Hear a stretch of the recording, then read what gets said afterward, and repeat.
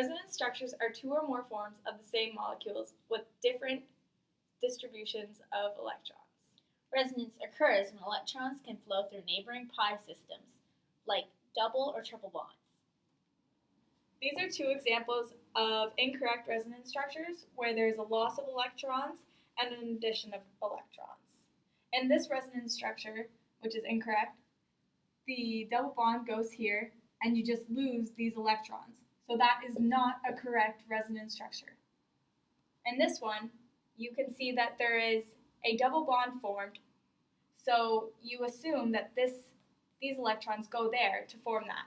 But there's still 4 lone pair electrons on the oxygen, so that is not a correct resonance structure. These are examples of incorrect resonance structures because there is an addition or loss of an atom. In the first one, you see that the starting molecular formula is C6H12.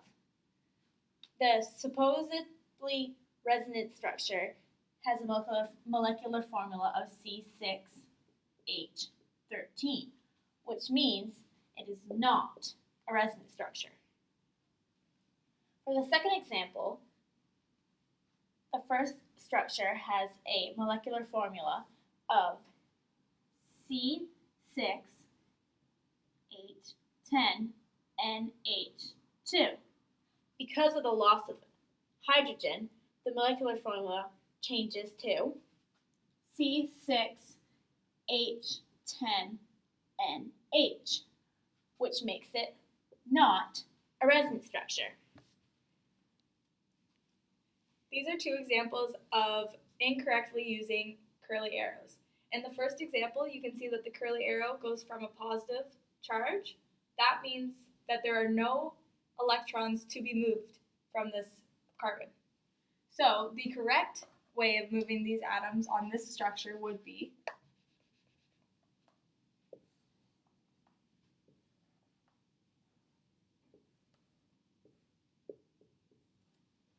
and there's the correct resonance form for that.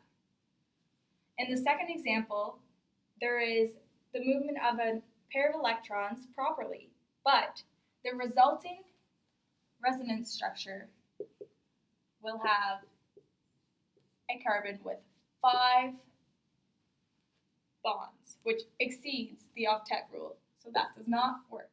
It is also important to know how to use your curly arrows when working with reactions.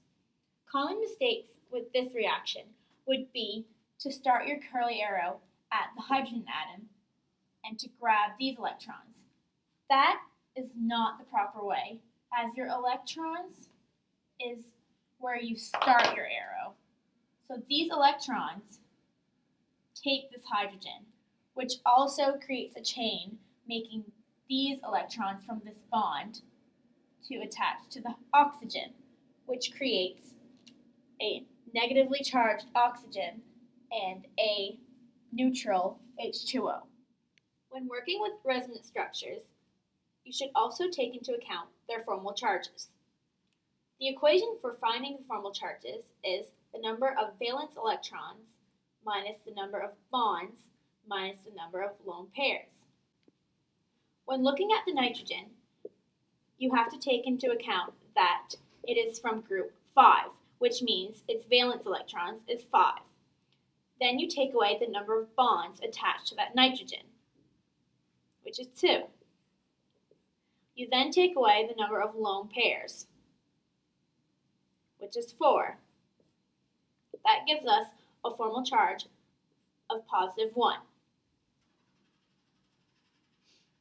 For the hydrogens,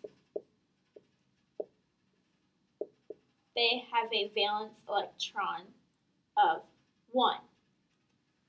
And the number of bonds that are attached to them is also 1, which means they have no charge.